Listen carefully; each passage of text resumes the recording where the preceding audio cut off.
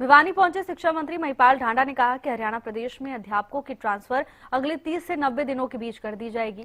इसके लिए ड्राफ्ट बनाकर तैयार कर दिया गया है और 1 अप्रैल से क्रमवार तरीके से सभी वर्ग के अध्यापकों की ट्रांसफर करके उन्हें नए स्कूलों में भेजा जाएगा। आपको बता दें कि जिला कष्ट निवारण समिति की बैठक में महिपाल ढांडा ने लोगों की समस्याएं सुनी। इस मौके पर उन्होंने 13 परिवादों को सुना और 9 का मौके पर ही समाधान किया। साथ ही उन्होंने स्कूलों की जर्जर हालत और शिक्षकों की कमी के मुद्दे पर प्रतिक्रिया दी। कांग्रेस पर निशाना भी साधा।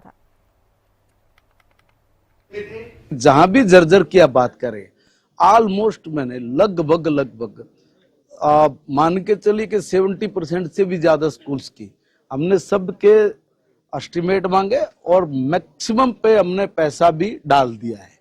और जो मूलभूत जो ढांचा है, जैसे टॉयलेट है और पीने के पानी की व्यवस्था है, ऑलमोस्ट हमने 90% ये सारी कवर कर दी है। हम लोगों ने अभी भी लगभग हर जगह पे जहां भी आवश्यकता पड़ रही थी, हर जगह इतने कमरे बना के दिए, मगर क्योंकि बरसों तक बहुत पुराने स्कूल थे और वो स्कूल कभी मुझे नहीं लगता कि भी गवर्नमेंट के बनाए हुए होंगे। मैं इसमें कोई वो नहीं कर रहा, ना किसी पे कटाक्ष कर रहा हूँ। बहुत पहले हम भी देखते थे गांव में कि हमारा गांव के लोग वही अपने इन स्कूल्स की बिल्डिंग और वो सारी चीजें बनाते थे। वो बहुत पुराना स्ट्रक्चर जो हुआ है, मैंने उस पर निर्देश दिया है कि जो भी ऐसी बिल्डिंग्स हैं जो जर्जर है, उनकी 1 महीने के अंदर जो बाकी बची हुई है, बाकी कर दी है, जो बाकी बची हुई है उनकी भी रिपोर्ट हमें सबमिट करें ताकि हम लोग उस पर भी कार्रवाई शुरू कर सके और उसको विभाग से डैमेज हम लोगों को दिखा के दे। अध्यापकों की कमी बोलने के लिए लगती है।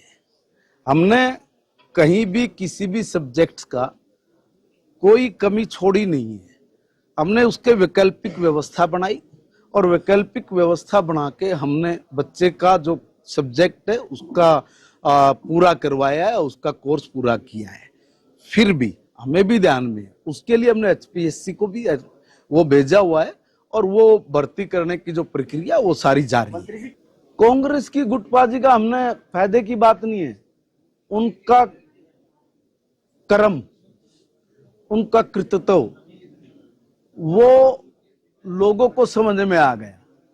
10 साल में 10 में क्यों, उससे पहले भी कांग्रेस रही है। कभी कांग्रेस ने इस स्टेट को, जबकि एनसीआर में हमारा बहुत बड़ा एरिया आता है, दिल्ली के हम लोग नजदीक हैं, एक प्रोग्रेसिव स्टेट बनना चाहिए था जहां तरक्की और विकास के रास्ते खुलने चाहिए थे। उस पर कभी कोई पॉलिसी बनी ही नहीं। उन लोगों ने तो डिलरी की है ना भाई, उन लोगों ने तो किसानों को डराया है, धमकाया है, सेक्शन 4 लगा देंगे, फला लगा देंगे, डीलर भेजना। इस तरह की दुकानदारी करने वाले लोगों को वास्तव में इस चीज की चिंता की ही नहीं कि किसान के लिए क्या करें, गरीब के लिए क्या करें, मजदूर के लिए क्या योजना बनाएं,